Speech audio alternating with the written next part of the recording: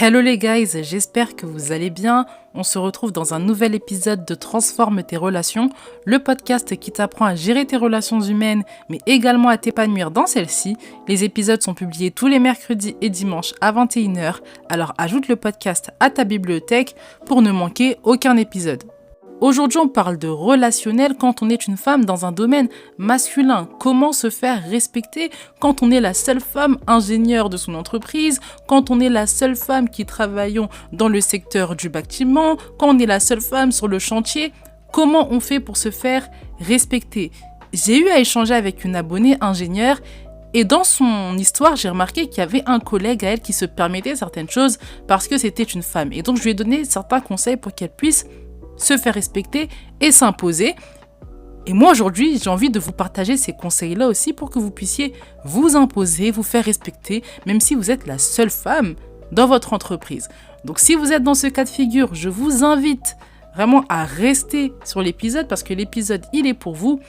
Prenez de quoi noter, installez-vous dans un lieu calme. Une fois que c'est fait, on peut commencer. Avant d'entrer dans le vif du sujet, les points préliminaires. Premier point, abonne-toi à la newsletter si tu veux recevoir les lettres et les articles. 2 fois par mois, j'envoie des lettres et des articles sur différents sujets, différents thèmes du relationnel. Le prochain article concernera le désaccord. Comment on fait pour exprimer le désaccord sans aller dans un conflit, sans aller dans l'escalade. Donc si tu veux apprendre à faire ça, avoir la bonne méthode, je t'invite à t'abonner à la newsletter. Également, j'ai ouvert les appels téléphoniques. Donc, si tu veux qu'on parle de ta situation avec toutes ces nuances, qu'on touche le noyau du problème et qu'on évoque des solutions, n'hésite pas à réserver un appel. Tu as le lien en description. Une fois que c'est dit, une fois que j'ai donné les informations, on peut entrer dans le vif du sujet. Première clé pour se faire respecter quand on est une femme dans un domaine masculin, c'est la confiance en soi, la confiance en ses compétences. Si tu n'as pas confiance en toi, si tu n'as pas confiance en tes compétences, les hommes vont le sentir. Déjà que la plupart des hommes, malheureusement, partent du principe que les femmes sont en dessous de concernant le professionnel, surtout un domaine où il y a principalement des hommes. Si tu arrives avec cette énergie-là de manque de confiance en toi, manque de confiance dans tes compétences, ils vont te bouffer. Dans ce cas de figure, comment tu acquiers la confiance en toi et la confiance en tes compétences? En te rappelant l'audace déjà que tu as eue de vouloir être dans ce domaine. Il y a des femmes qui veulent, mais qui n'ont pas osé faire les études. Il y a des femmes qui veulent, mais qui n'ont pas osé prendre la formation. Il y a des femmes qui veulent, mais qui n'ont pas osé postuler. Toi, tu as fait les études, tu as postulé, tu t'es autorisé à vivre ton rêve d'une certaine manière. Tu t'es autorisé à vivre ce que tu voulais. Donc déjà, de là, tire ta confiance parce que tu as eu de l'audace. Il faut que tu t'en souviennes de ça. Ensuite, tu acquiers de la confiance en toi en te rappelant que tu bosses. Tu travailles déjà. Oui, là, tu écoutes mon podcast parce que tu veux te faire davantage respecter, mais tu as ton emploi. Tu as le poste, tu as signé et tu gères quand même. Tu ne fais pas n'importe quoi. Donc de là aussi, de ce que tu fais, tu dois tirer ta confiance. Autre stratégie qui va te nécessiter de ton temps et peut-être même de ton argent, c'est d'investir dans une formation complémentaire. Investir de ton temps, c'est-à-dire vidéo YouTube, lecture, écoute de podcasts, lire des articles, aller dans des conférences qui concernent ton secteur d'activité. Et puis si tu trouves des personnes de confiance, des personnes loyales, des personnes fidèles qui font un bon travail, tu peux aussi investir dans leur formation. Comme ça, tu vas emmagasiner de la connaissance. Quand on emmagasine de la connaissance, quand on emmagasine de l'expérience de vie, de l'expérience professionnelle des autres, on gagne en sagesse. Et quand tu gagnes en sagesse, tu es en train de gratter aussi des années. Et donc ça, c'est très important pour toi. De là aussi, tu peux tirer ta confiance en toi. Pour avoir confiance en toi et avoir confiance en tes compétences, regarde à ce que tu fais, regarde à ce que tu as fait dans le passé et pas à ce que tu es. Ne te dis pas « je suis une femme noire, je suis une femme racisée ou je suis une femme jeune, je suis une femme petite, je suis une femme blonde » et on considère les blondes comme des femmes bêtes. Ne regarde pas à qui tu es, regarde à ce que tu as fait. Tu es blonde, mais est-ce que tu as fait les études? Oui. Tu es une femme noire, est-ce que tu as fait les études? Tu es une femme asiatique, est-ce que tu es allée dans ce domaine? Oui. C'est ce que tu as fait qui importe. Quand on parle de confiance en soi, on parle de nos actions. On parle de nos compétences. Donc on regarde à ce qu'on fait et pas à ce qu'on est. Donc la première clé pour te faire respecter quand tu es une femme dans un domaine masculin, c'est d'avoir confiance en toi, confiance en tes compétences. La deuxième clé pour te faire respecter quand tu es une femme dans un domaine masculin, c'est d'être une femme agréable. Je commence par ce point et ensuite on parlera de la fermeté. Mais j'ai voulu commencer par ce point. Pourquoi ? Parce que on peut se dire, en tant que femme dans un domaine masculin, que je vais mettre de la poigne comme un homme et c'est comme ça que je vais me faire respecter. Sachant que l'agréabilité, c'est quand même un soft skill que les femmes, on maîtrise mieux que les hommes et c'est quelque chose qui nous profite aussi. Un homme, il va avoir moins tendance à mal te parler, à être agressif avec toi, à être violent avec toi, si tu es une femme qui sait jouer aussi sur tes qualités féminines, qui sait jouer sur ta douceur, qui sait jouer sur ton agréabilité. Il va avoir beaucoup plus de mal. Ça, c'est quelque chose que j'ai remarqué. Moi, en plus, qui est entourée quand même d'hommes, que ce soit mon père, mes amis, mes cousins, je sais en fait, et j'ai remarqué que quand ils sont confrontés à une femme qui est douce, qui est agréable, ça ne veut pas dire qu'elle ne sait pas mettre de la fermeté. On va parler de la fermeté après. Mais une femme, en temps normal, ne se prend pas pour plus que plus sous prétexte qu'elle veut rivaliser avec les hommes, sous prétexte qu'elle doit mettre la même poigne, elle doit mettre de l'agressivité pour se faire respecter. Elle obtient plus facilement le respect qu'une femme qui se met dans une posture d'agressivité, de violence même verbale pour attirer le respect. Donc vraiment, ta qualité féminine, ce que nous, on a en nous, on a plus de douceur en nous, plus d'agréabilité en nous que les hommes, il faut en profiter. Ne tombe pas dans ce piège de te dire que je vais être une personne agressive, je vais être aigrie, je vais pas leur dire bonjour. Dès qu'ils vont me poser une question, ils vont me demander de l'aide. Je vais pas répondre ou je vais mal répondre parce que c'est le monde du travail, c'est un domaine masculin, c'est la jungle. Et donc moi, je dois être agressive, je dois montrer aussi que j'ai de la poigne. Arrête ça. Arrête ça. Parce que quand ils vont mal te parler, quand ils vont être agressifs avec toi, quand ils vont te dire des choses qui vont te blesser, tu vas pas assumer. T'es la seule femme dans ce domaine. Donc t'as pas intérêt à te mettre tous les hommes à dos. Parce que quand les hommes, ils se mettent sur tes côtes, comme ils disent les jeunes, c'est chaud. C'est chaud, t'as pas envie. Tu n'as pas envie d'être dans cette position. Déjà, un seul homme. Je dis pas que les hommes, ils ont trop de pouvoir, qu'ils sont forcément agressifs, violents. Il y en a qui sont très doux, etc. Mais je veux dire qu'ils ont une manière de se parler des gens entre eux. Moi, ça me plaît pas. Quand je vois les hommes, comment ils sont durs entre eux, je me dis, mais moi, on s'adresse pas à moi comme ça. Donc, si tu veux qu'on s'adresse à toi comme ça, qu'on soit hyper agressif et vivre ça et tu veux être épanoui dans ça, écoute pas mon podcast. Mais si t'as pas envie de ça comme moi, c'est tout à ton avantage de rester une personne agréable. Donc, la deuxième clé pour te faire respecter quand tu es une femme dans un domaine masculin, c'est d'être une personne agréable. Troisième clé pour te faire respecter quand tu es une femme dans un domaine masculin, c'est d'être intransigeante sur les points essentiels. Je répète, tu es une femme dans un domaine masculin. Malheureusement, dans notre société, la plupart des hommes considèrent déjà qu'on est plus faible qu'eux, qu'on ne mérite pas d'avoir leur salaire, qu'on ne mérite pas d'avoir les mêmes postes qu'eux.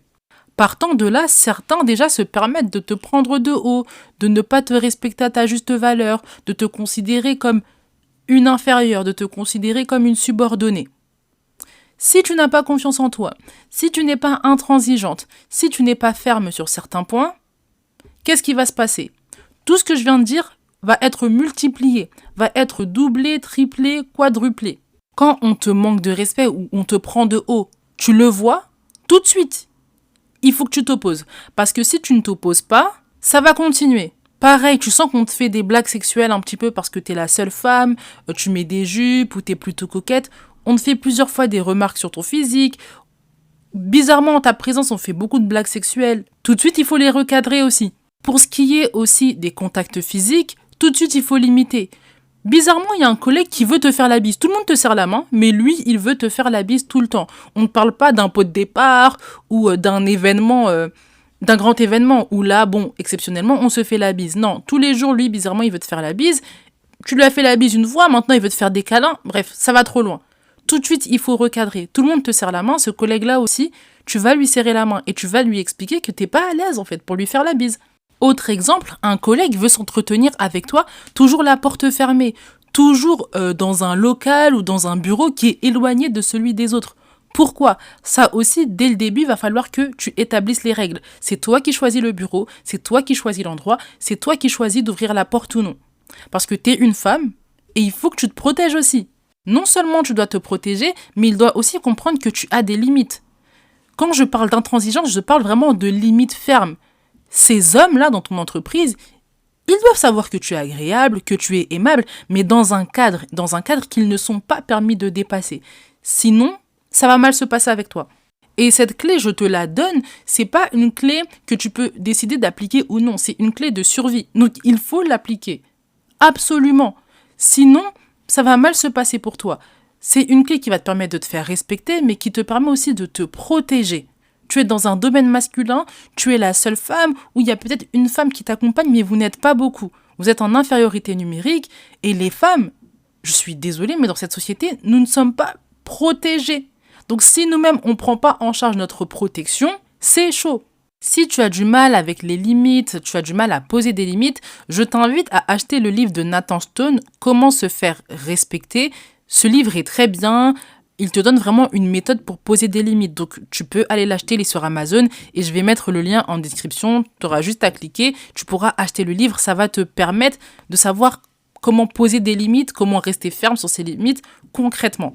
Donc la troisième clé pour te faire respecter quand tu es une femme dans un domaine masculin, c'est d'être intransigeante sur les points essentiels. La quatrième clé pour te faire respecter quand tu es une femme dans un domaine masculin, c'est de prendre des initiatives. Ce qui est bien avec la prise d'initiative, c'est qu'elle permet vraiment de rejoindre plusieurs points dont je parle tout le temps. Déjà, tu t'affirmes. Tu montres ta présence, tu montres que tu es là. Ça montre aussi de la confiance en toi. Ça montre que tu es volontaire. Au niveau du relationnel, tu gagnes doublement.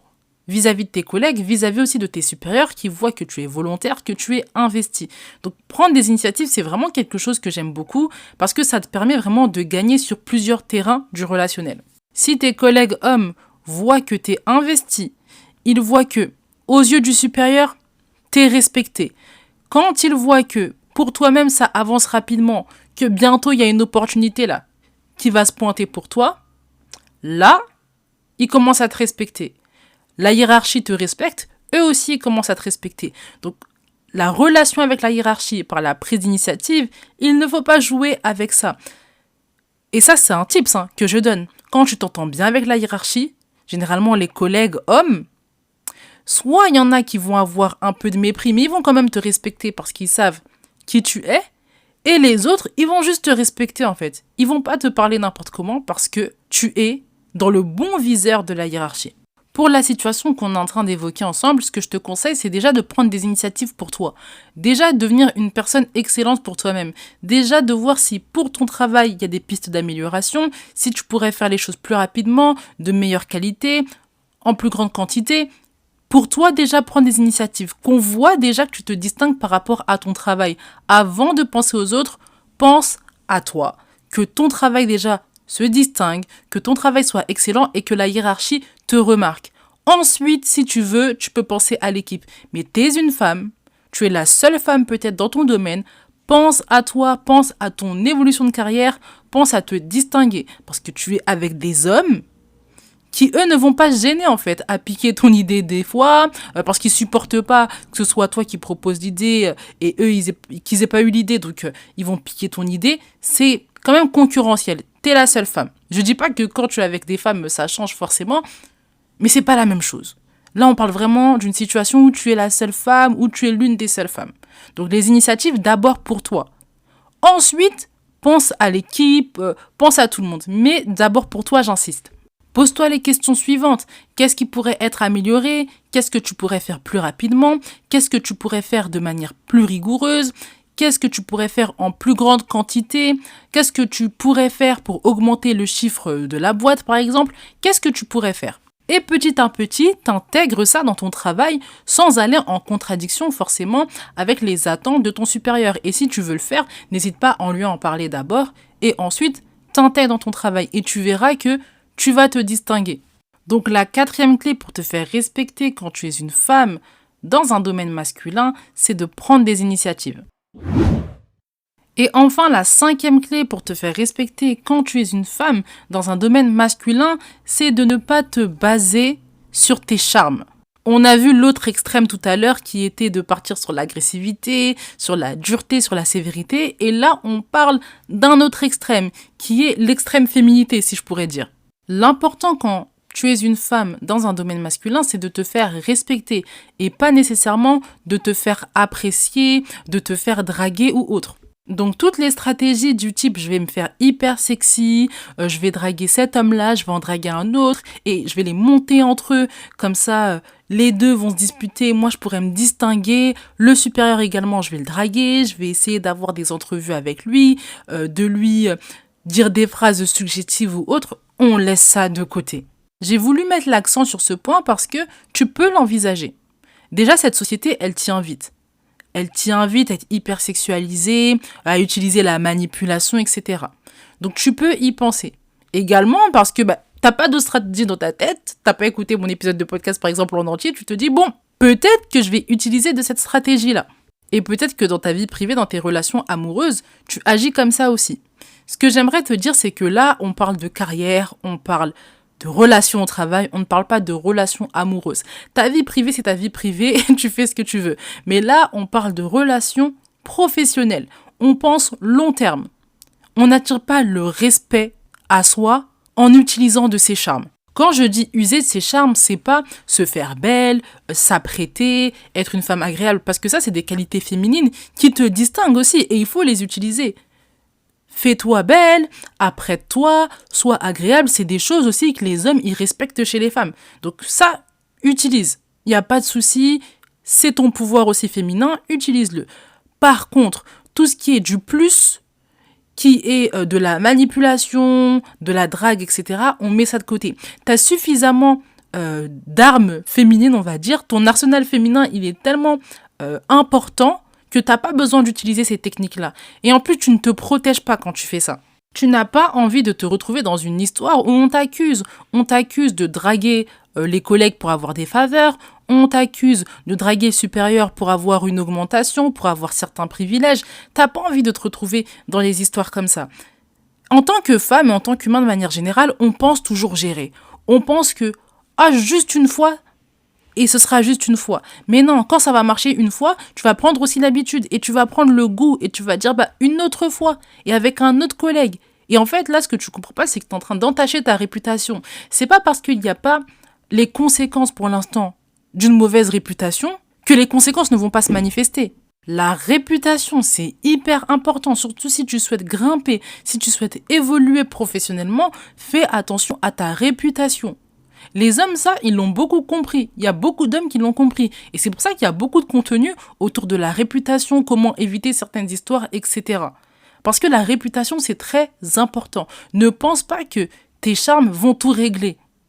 Tu es une belle femme, tu es une femme sexy, coquette, laisse ça pour tes relations amoureuses, laisse ça pour ton mariage, laisse ça pour les hommes en dehors du travail. Mais au travail, c'est pas comme ça que tu dois te comporter. Et oui, la société t'invite, elle t'invite à être hypersexualisée comme je disais, à être une femme qui manipule, à être une femme qui use de ses charmes. Il y a beaucoup de contenu en fait autour de la question et si tu es prise dans ce contenu, si tu es sous l'emprise de ce contenu, tu vas pas te rendre compte du danger. Mais pense vraiment long terme. Et dis-toi en fait que tu as un arsenal déjà féminin suffisamment important. Les qualités d'agréabilité, ta beauté aussi. Tu peux être belle et être pudique aussi. Tu peux être belle et t'habiller de manière professionnelle. Tu peux être belle et protéger ton corps d'une certaine manière. Parce que je rappelle, tu es dans le monde du travail. Généralement, je dis bien généralement, les tenues professionnelles, qu'elles soient pour les femmes ou pour les hommes, c'est des tenues qui couvrent quand même ton corps, donc t'es pas obligé à chaque fois de mettre un décolleté ou autre en fait. Et j'aimerais te dire aussi que c'est rassurant quand même de savoir qu'en tant que femme, je suis pas obligée de vendre mes charmes entre guillemets ou d'utiliser de mes charmes plus que plus pour grimper professionnellement. Donc c'est aussi rassurant pour toi, c'est protecteur, donc rappelle-toi de ça. Donc la 5e clé pour te faire respecter quand tu es une femme dans un domaine masculin, c'est de ne pas user de tes charmes pour avoir certains privilèges. L'épisode touche à sa fin, j'espère qu'il t'a plu. On a vu ensemble 5 clés pour te faire respecter quand tu es une femme dans un domaine masculin. Si l'épisode t'a plu, je t'invite à le partager à ton entourage et également à mettre des étoiles. N'oublie pas que tu peux t'inscrire à la newsletter avec le lien en description. Tu peux aussi réserver un appel si tu es dans une situation compliquée au travail. On va pouvoir en discuter ensemble. En attendant, médite bien cet épisode. On se retrouve dans le prochain. Prends soin de toi. Bye!